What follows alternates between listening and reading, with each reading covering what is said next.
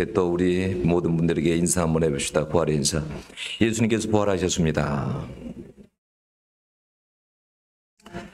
여러분, 예수님의 그 부활처럼 위대한 사건은 여러분 없습니다. 여러분, 이보다 더 큰 선물이 여러분이 있을까요? 여러분, 우리 그리스도인들은 죽음의 끝이 아니에요. 고린도전서 5장에 보면 예수님은 부활의 첫 열매가 되셨다라고 했어요. 그 말이 무슨 말이냐면, 예수님이 부활의 첫 열매가 됐다는 말은 무슨 말이냐면, 주님이 첫 열매가 처음 살아나셨기 때문에 너희들도 나중에 그 다음 열매 맺을 거야. 너희들도 그 다음에 살아날 거야. 라는 그 말씀이에요. 어떤 사람들은 그래요. 12절에 있는 것처럼 어떤 사람들은 부활이 없다고 하는 사람들도 있어요. 노란 것만 좀 꺼주세요.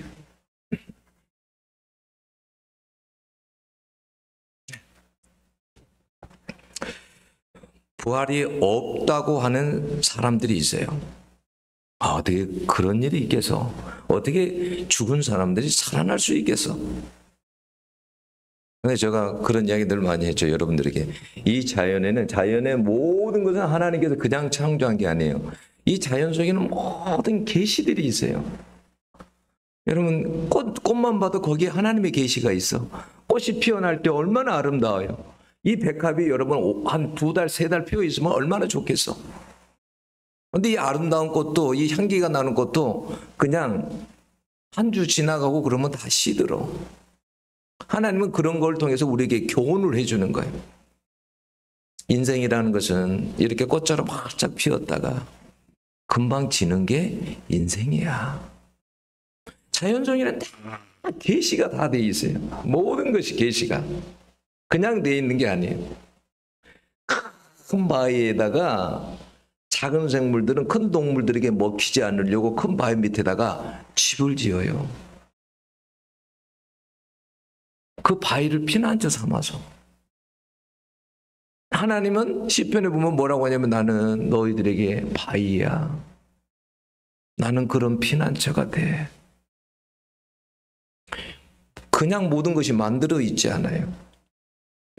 역시 여러분 바다에서 이런 막 기어다니는 개 얼마나 빨라요, 그죠? 그런데요, 그 개 한 마리도요, 사람에게 잡히지 않으려고요, 여러분 그 집이요, 파보면 일자로 돼 있는 게 아니에요. 못 잡도록 미로처럼 돼 있어. 그런 지혜를 누가 준 거예요? 하나님이에요. 이 자연에는 다 하나님께서 하나님을 알 수 있는 계시를 다 집어넣어 놓으셨어요. 그래서 바울은 말합니다. 부활이 없다고 하는 너희들에게 내가 증거해 줄게. 35절에 보면 씨앗으로 설명을 합니다. 씨앗을 농부가 땅에 심으면 그 씨앗이 어떻게 다 땅 속에서 썩어진다는 거예요. 썩어집니다. 그런데 그 썩어진 것에서 나중에 땅을 뚫고 새싹이 나와요. 우리들에게 하나님께 그걸 통해서 말씀해 주는 거예요. 사람이 죽어서 땅에서 썩는다 하더라도 무덤을 뚫고 너희들은 살아날 거야. 어떻게 여러분 썩은 씨앗에서, 썩은 것에서 어떻게 여러분 새로운 생명이 날 수 있습니까? 여러분 부활에 확신을 가지세요.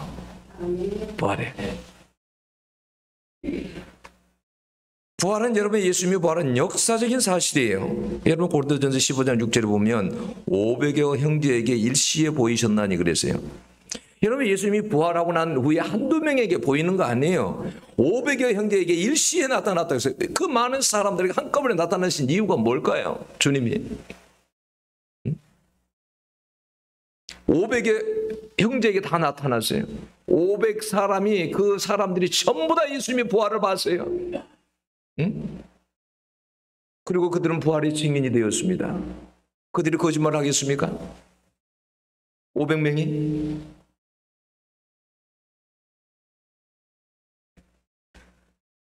여러분, 그리고 빈 무덤에서 예수님이 살아나셨다라는 것을 여자들이 제일 먼저 전했죠.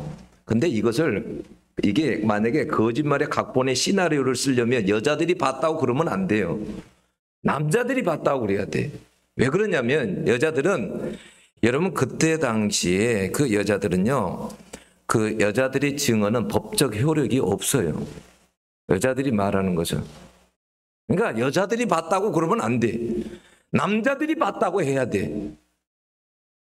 그런데 성경은 뭐라고 돼 있어요? 제일 처음에 무덤을 본 사람은 여자들이에요. 남자가 아니에요. 거짓말 하려면 그렇게 쓰지를 않았겠죠. 여러분, 더 확실한 것을 가르쳐 드릴까요? 여러분, 예수님의 제자들이요, 예수님의 부활을 만나고 난 후에, 부활하기 전에는 예수님 십자가에 죽고 그랬을 때는 자기들도 저렇게 예수님처럼 죽을까 봐서, 잡혀서 죽을까 봐서 두려워서 다 문 잡고 숨었습니다. 그런데 부활을 경험한 그들이요, 나중에요, 외경이나 유경이나 또 여러분 다른데 초대교부들의 그 문헌에 이런 데 보면요, 어떻게 죽은지 아세요? 여러분, 제자들이 거의 다 순교했습니다. 처절하게 순교했는데 어떻게 순교했냐면요, 베드로는요, 예수님을 부인한 사람이잖아요. 3번을 부인했잖아요. 그래서 내가 어떻게 예수님처럼 이렇게 죽을 수 있나, 거꾸로 십자가로 죽었어요. 거꾸로. 나는 예수님처럼 죽을 수 없다. 내가 예수님 3번이나 부인했는데 나는 거꾸로. 그래서요, 거꾸로 십자가를 못 박혀서 순교한 것으로 그렇게 전해졌고요. 베드로 형제 안드레는요, X자형 십자가에 매달려서 순교했습니다.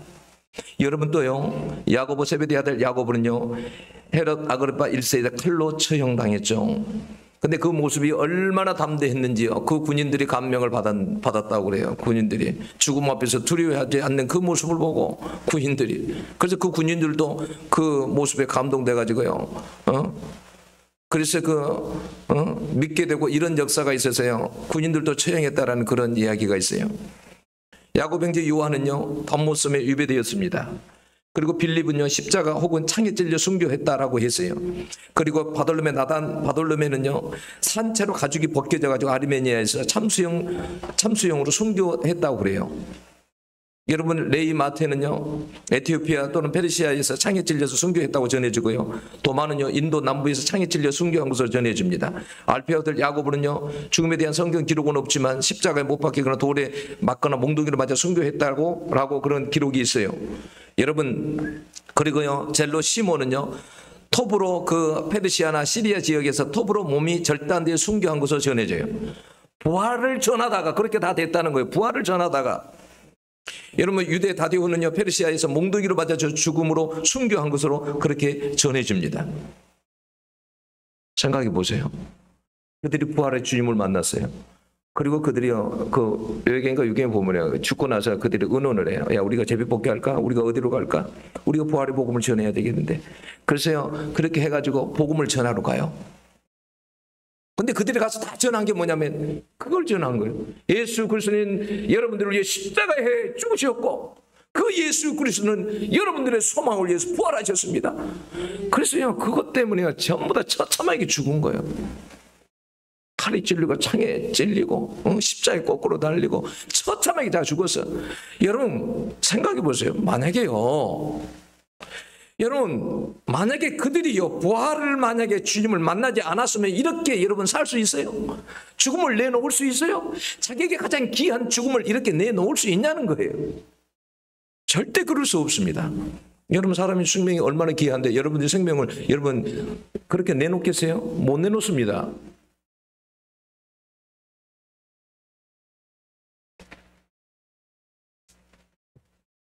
여러분, 그래서 부활에 대한 확신을 가지라는 그 말이에요. 여러분, 사도행전 7장 그 55절 보면 스데반이 죽을 때 예수님께서 하나님 우편에서 일어나 서시는 것을 보았다고 그러잖아요. 부활하신 주님을 보았습니다. 여러분, 부활의 그 주님, 그 부활의 주님을, 그 모습을 보고 여러분, 저들의 죄를 용서해 달라고, 그리고 여러분 그렇게 담대하게 죽지 않습니까? 부활을 경험한 사람들은 두려움이 없어요.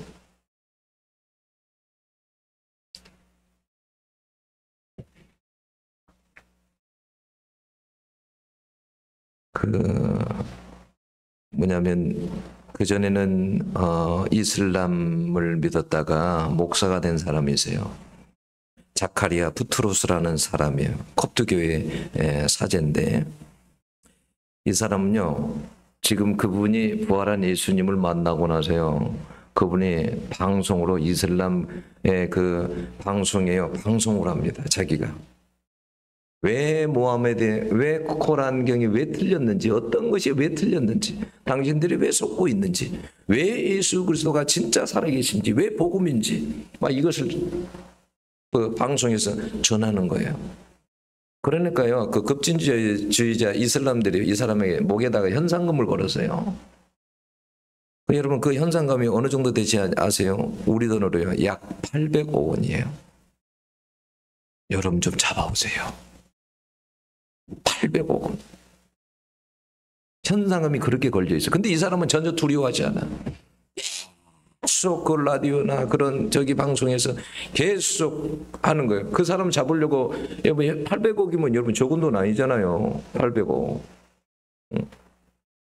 얼마나 그 사람 잡으려고 하겠어요. 근데 그 사람 목숨을 두려워하지 않아요. 이미 목숨을 내놨어요. 왜? 예수 그리스도가, 부활한 예수 그리스도가 살아계시다는 게 너무 확실하기 때문에 죽는 것도 두려워하지 않는 거예요.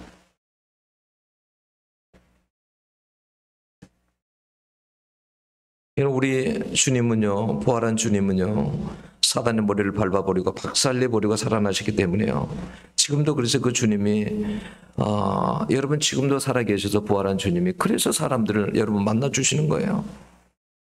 본문인 고린도전서 15장에서 사도 바울은 단호히 말합니다. 예수께서 부활하지 않으셨다면 너희의 믿음도 헛것이다, 이렇게 말을 해요. 믿음이 부활이 없다면 우리의 모든 믿음의 그 핵심적인 것이 핵이 다 무너지는 거예요. 여러분 생각해 보세요. 내가 제 사함 받았어요. 나는 영생할 거예요. 이거 다 거짓이지. 부활이 없으면 어떻게 그게 참말이에요. 다 거짓이지. 부활을 안 했는데 어떻게 내 죄를 사했다는 것을 어떻게 믿어요? 그렇잖아요. 죽음에서 살아나신 그 예수 그리스도, 부활한 예수 그리스도, 그걸 믿을 때 그게 믿어지는 거예요. 부활하지도 않았는데 어떻게 그분이 나를 죄를 위해서 어떻게 죽으셨단 말이야? 믿을 수 없죠. 다 거짓말 되는 거예요. 부활이 없으면요, 죽음이 끝이고 여러분 영생도 다 거짓입니다. 죽음 후에 여러분 우리가 무슨 소망이 여러분 있습니까? 죽음 이후에 여러분 만약에 우리가 죽는다. 그러면 이 세상만 살다 끝난다. 그러면 여러분 우리가 무슨 소망이 있냐는 거예요.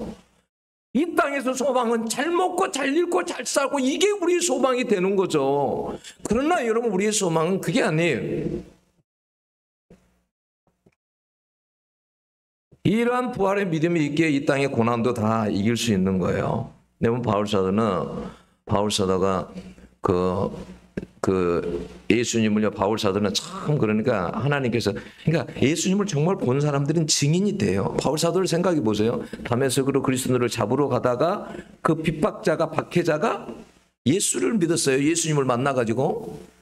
근데 그가 나중에 어떻게 했냐, 삼층천도 가봤대. 예? 그래서 하늘의 그런 모든 것을 다 본 거예요. 그러니 여러분 고린도 여러분 후서 11장 23절 27절에 보면요, 바울이요, 여러분 그렇게 많은 일생을 살면서 그렇게 많은 죽음의 위기를 넘기고 이런 사람도 쉽지 않을 거예요. 바다에서 강도에게 어디에서 이 말할 수 없는 고생을 했잖아요. 그걸 어떻게 다 그걸 감당할 수 있었겠어요? 여러분 부활의 예수를 여러분 그걸 믿음이 있기 때문에 그 모든 것을 다 감당한 겁니다. 예?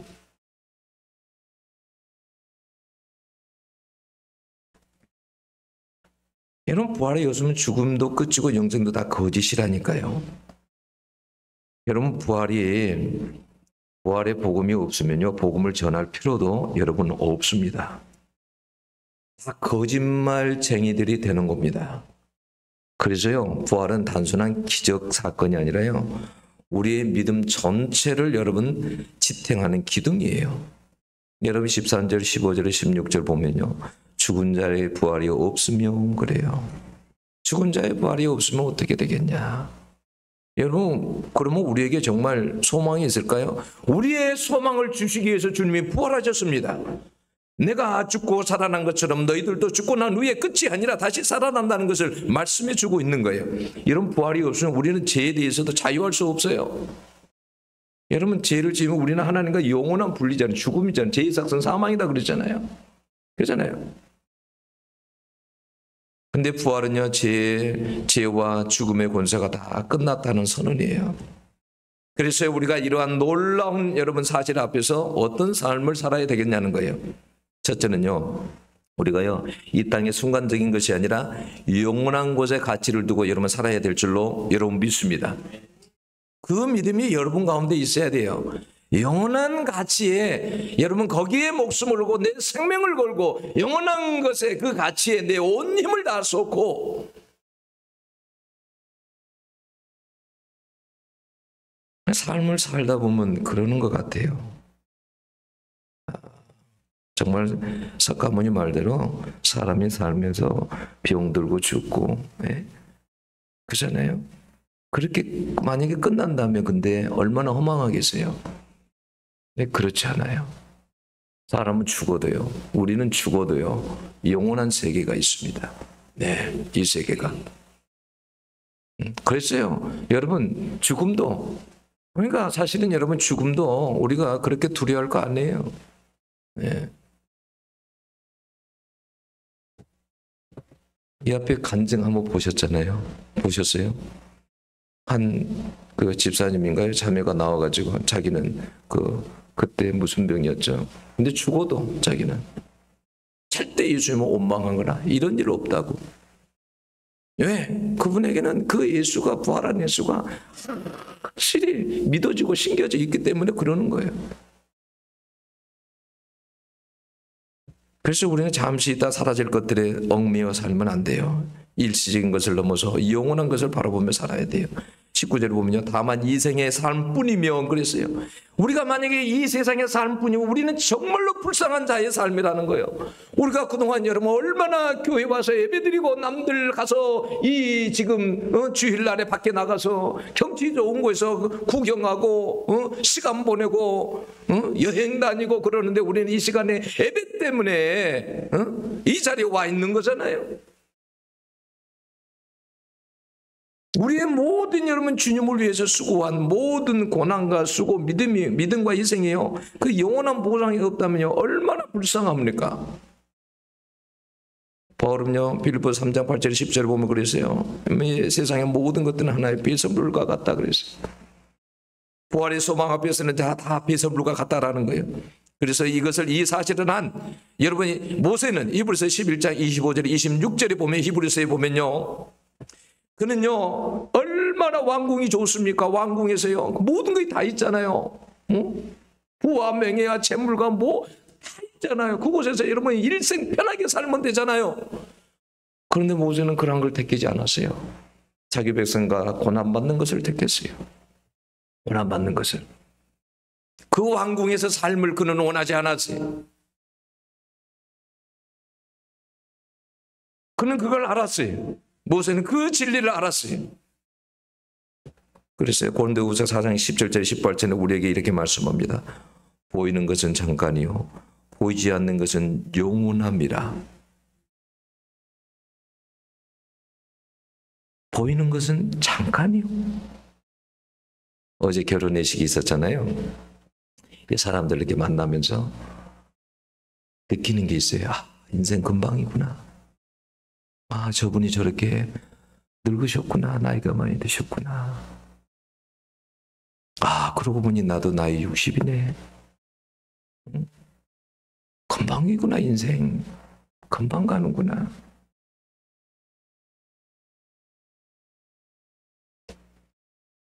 보이는 것은 잠깐입니다. 근데 보이지 않는 것은 영원함이라 그랬어요. 영원하다. 그러니까 여러분 부활의 신앙 가지고 두려워 말고 담대하게 살 수 있기를 원합니다. 그래서 고린도전서 15장 55절 보면 이렇게 말씀하시는 죽음아 너희에 쏘는 것이 어디 있느냐? 죽으면 너희 쏘는 것이 어디 있냐. 죽음이 온다 할지라도, 우리를 쏘아 죽인다 할지라도 우리는 그런 거 두려워하지 않는다라는 거예요. 죽음이 더 이상 끝이 아니라는 거예요. 두려움 속에서가 아니라 여러분 담대하게 여러분 살아야 돼요. 그래서 이 사실을 믿었더니요, 여러분 초대교회 로마 시대의 그 성도들 생각해 보세요. 그 온영 경기장에서 그 많은 사람들 앞에서 여러분 사자밥이 되기도 하고, 여러분 거기에서 화형당하고, 여러분 그걸 여러분 만약 그걸 이길 수 있는 그 신앙이 무슨 신앙이겠어요? 부활 신앙입니다. 죽어도 다시 산다는 그 부활 신앙이에요.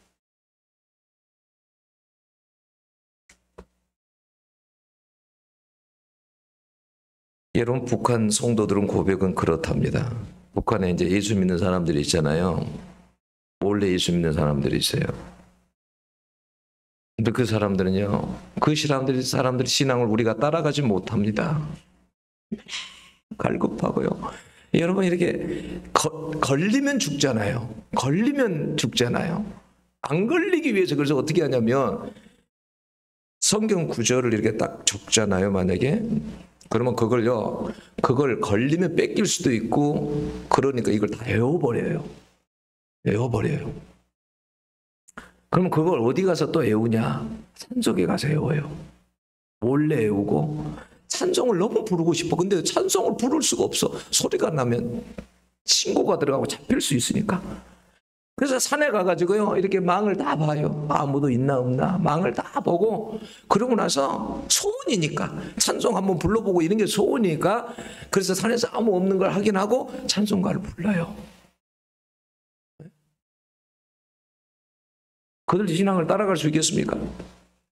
여러분 그들은 근데 보통 그 사람들의 모든 고백이 뭔지 압니까?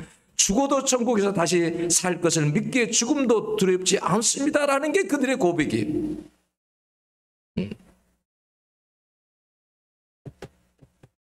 그 전에 이렇게 탈북하신 분이 간증했잖아요. 아우지 탄강에서 있었던 일들을. 거기 그리스도인들은 어떻게 하냐면 영화에 보면 무슨 영화지? 그래갖고 아주 골룸 기억나세요?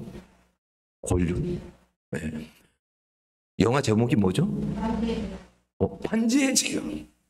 골룸 보면 꼭 골룸처럼 생겼대. 그리스도인들이 거기 있는 많은 그리스도인들이 머리가 하나도 없고 뺏싹 말라가지고 허리가 다 굽어지고 골룸처럼 생겼대요. 근데 왜 그러냐면 예수 믿는다고 이 사람들을 어떻게 하냐면 하나님을 믿는다고, 이 반동분자들 하나님을 믿는다고 아주 뜨거운 곳에서 일을 시킨대요. 그러니까 그 뜨거운 곳에 일하다 보면 머리가 다 빠져버리는 거, 이게 뼈가 다 녹아버리고, 그리고 하늘을 본다고 이 하나님이 계시다고, 하늘에 하나님이 계시다고 믿는다고 해가지고 고개를 못 들게 해요. 그래서 그 사람들이 모여 있는 것은 다 고개를 숙이고 있어요. 하늘을 못 보게 해요. 그 탈북하신 분이 그걸 간증해서요. 그 사람들이 도대체 저 사람들이 누군가 나중에 알고 보니까 예수 믿는 사람들이라는 거예요. 그들은 그렇게 아우지 탄강에서 죽어가도요, 그렇게 고난받고 죽어가도 그 부활의 여러분 그 소망, 그 신앙 때문에요, 그것을 견뎌냅니다. 네? 그러니 이 부활의 신앙이 얼마나 위대하냔 말이에요. 우리에게 어떤 질병이 와요, 어떤 어려움이 와요, 여러분 물론 두렵겠죠. 그죠? 그렇지만 여러분 그것조차도 이길 수 있는 게 부활의 신앙이에요. 방금 짐 엘리엇 보았잖아요. 미국의 젊은 선교사로 29세인 그 에콰도르의 그 부족에게요 갔습니다. 그때 이 짐 엘리엇을 죽인 사람이 민카에라는 사람이 창으로 죽였죠. 근데 나중에 그 사람이 복음 전도자가 돼요. 쉽게 말하면 목회자가 돼요. 그래서 빌리그레암 집회하는 데 가가지고 자기 간증을 합니다. 내가 짐 엘리엇을 죽인 사람이라고. 내가 복음을 내가 이제는 듣고 내가 예수의 증거자가 되었다고. 여러분 그 처음에 남자들이 갖고 짐 엘리엇과 5명이 다 죽잖아요. 근데요 나중에 어떻게 하지요? 아세요? 짐 엘리엇 여동생이랑 또 부인들이 아기를 데리고 그 부족에게 갑니다. 아기를 데리고 부족에게 가요. 그 나중에 그 부족들이 물어봅니다. 당신 누구입니까? 이 민카이가 물어봐요. 당신 누구냐고. 당신이 죽인 그 사람이 내 남편입니다. 나는 이곳에 예수 그리스도의 사랑을 가지고 왔습니다. 그래서 여러분 그 족속들이 다 예수 믿고 거기에 목회자들도 많이 나왔습니다. 총을 가지고 있는데 안 쐈잖아요. 총을 가지고 있었는데 하늘을 향해 쏘고 그들을 향해 쏘지 않아요. 왜? 예수님은 죽으실 때 예수님 십자가에 못 박는다고 총을 가지고 여러분을 쏜 적이 있던가요? 옆에 사람들은? 아니요. 그냥 죽었거든요. 그러니까 예수님처럼 그냥 죽는다고 총 안 쏘고 총 가지고 죽일 수 있잖아요. 그런데요. 그렇게 하지 않습니다. 그냥 창에 맞아 죽습니다. 여러분 그 부활의 신앙을 가졌기 때문에 그 자식들을 데리고 부인들이 여러분 그곳의 정글에 여러분 그 부족들에게 찾아갈 수 있는 것이 그런 신앙이 없으면 어떻게 찾아갑니까?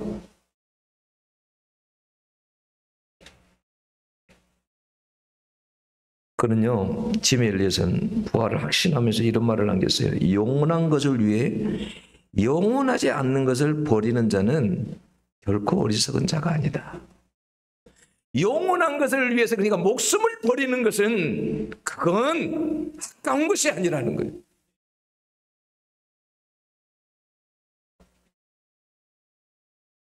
그는 부활을 믿었기에 생명도 바칠 수 있었던 거예요. 여러분 부활에 정말 그 사실을 믿는 사람들은요, 첫 번째 영원한 가치에다가 두고 살아야 돼요. 두 번째는 뭐예요? 부활의 신앙을 가졌기 때문에 여러분 두려워하지 말고 담대히 살아야 돼요. 세 번째는요, 여러분 부활의 증인이 되셔야 돼요. 부활의 증인이. 여러분들은 뭐가 마음이 아프세요? 뭐가 마음이 아프세요?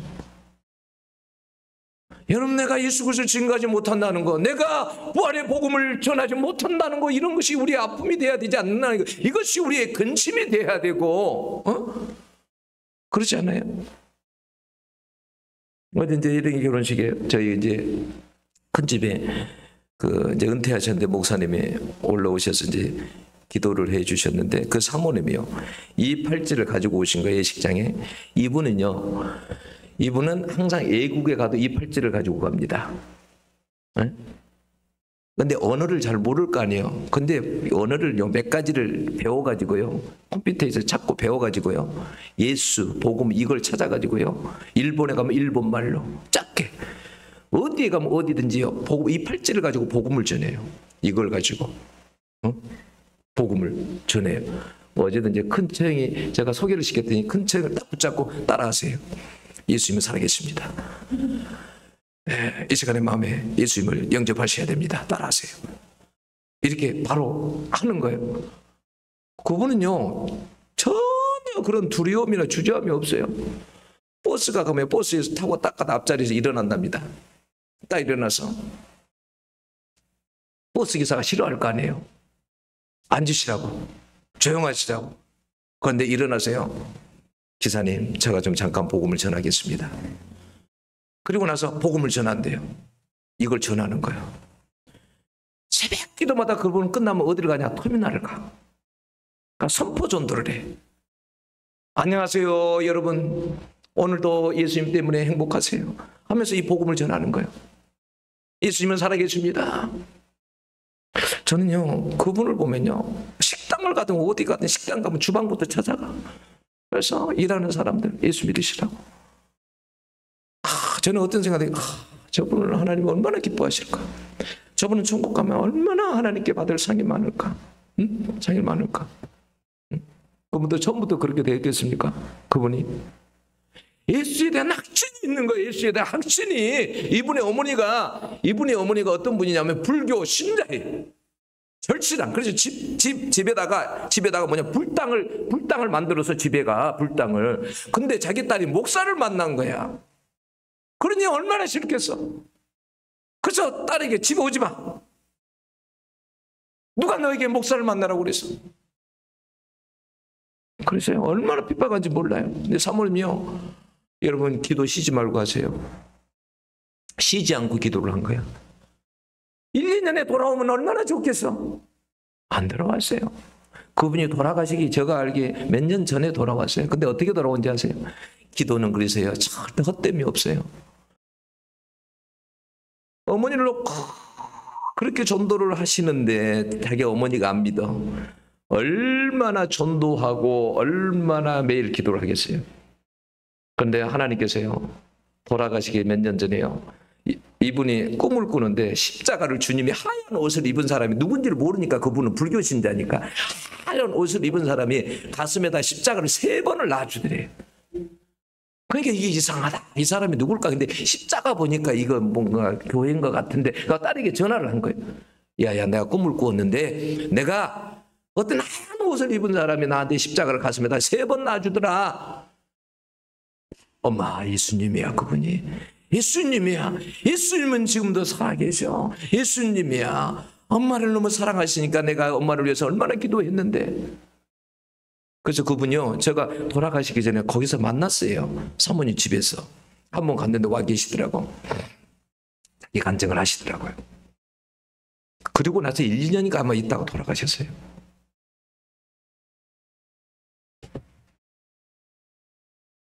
여러분, 우리는 부활절에 다른 게 중요한 게 아니에요. 이 부활의 신앙을 우리 가운데 확실하게 가져야 돼요. 사람들에게 말할 때요, 확신을 가지고 말하세요. 응? 여러분, 제자들 생각해 보세요. 여러분, 제자들이 부활을 경험하고 그렇기 때문에요, 제자들은요 다 순교하고 죽었잖아요. 복음을 전하다가. 응? 얼마나 확실한 것이면, 여러분 증인은 그래요. 본 사람, 경험한 사람, 확신을 가진 사람이 여러분 증인이에요. 여러분, 사도행전 2장 32절에 보면 이 예수를 하나님이 살리신 자라 우리가 다 이 일의 증인이로다 그랬어요. 여러분, 사도행전 3장 15절에도 베드로도 자신이 부활한 증인이라고 말을 했습니다. 사도들이 여러분 큰 권능으로 주 예수의 부활을 증거하니 그랬어요. 바울은요, 아덴이라는, 여러분 아테네라는 그 여러분 도시에 가서 철학자들에게요, 여러분 그곳에 가서 부활에 다시 살아나신 예수 그리스도, 죽음 가운데 살아나신 예수 그리스도를 증거했어요. 많은 철학자들이요 조롱하고 비웃었어요. 그래도 그는 그 부활의 주님을 증거했습니다.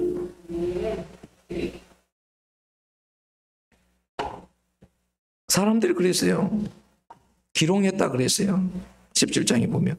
근데 바울이요, 사도행 26장에 보면요, 이런 베스도 총독 앞에서도, 아그리파 왕 앞에서도 부활을 증거해요.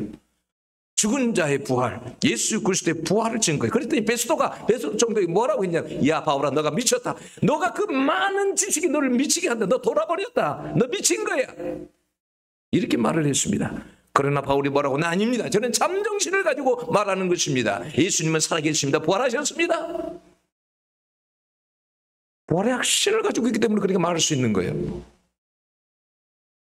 그럼 누군가에게 물어보면 말하십시오. 하나님 이 자녀들 다 하나님께 부활의 증거를 하나님께 심어 놓으셨다고. 응? 씨앗이 어떻게 땅 속에서 죽어서 어떻게 살아나냐고. 응? 왜 그런데 하나님께서 우리를 못 살리시냐고.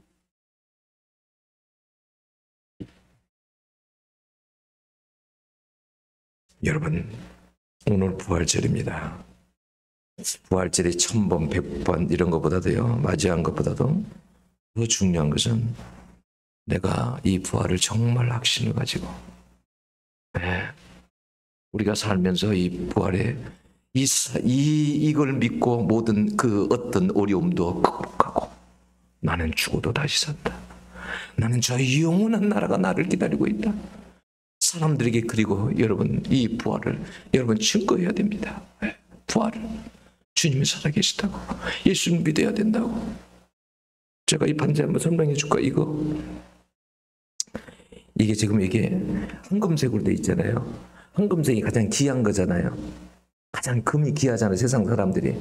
그래서 이 황금색을 천국으로 이제 비유한 거예요. 상징하는 거예요. 여러분, 하나님께서 여러분들을 너무 사랑하시기 때문에 이 황금과 같은 여러분 그 천국을 준비해 두셨습니다. 그런데 이 검정 죄를 가지고는 여러분 그 천국에 들어갈 수 없습니다. 근데 하나님이 여러분들을 너무 사랑하시기 때문에 그 죄의 문제를 여러분들이 해결할 수 없게 우리 주님이 십자가에서 피 흘려서, 이 빨강색 피잖아요, 십자가에 피 흘려서 죽으셨습니다. 그래서 여러분들이 은혜로 구원받을 수 있고 살아날 수 있는 겁니다. 십자가에 주님이 죄를 지시고 죽었기 때문에 여러분들이 죄가 깨끗하게 하얀색 씻겨졌습니다. 이 죄가 씻겨진 사람이, 예수를 믿는 사람이 초록색 생명의 색이거든요. 생명을 얻습니다. 이걸 가지고 복음을 전하는 거예요. 반지 끼워주면서 이걸 가지고. 여러분, 우리가 부활절을 통해서 이 부활의 주님에 대한 이 확신을 가지고, 부활에 대한 확신을 가지고 여러분 세상에서 승리하고 여러분 살아가시는 여러분들이 될 수 있기를 축원합니다. 기도하겠습니다.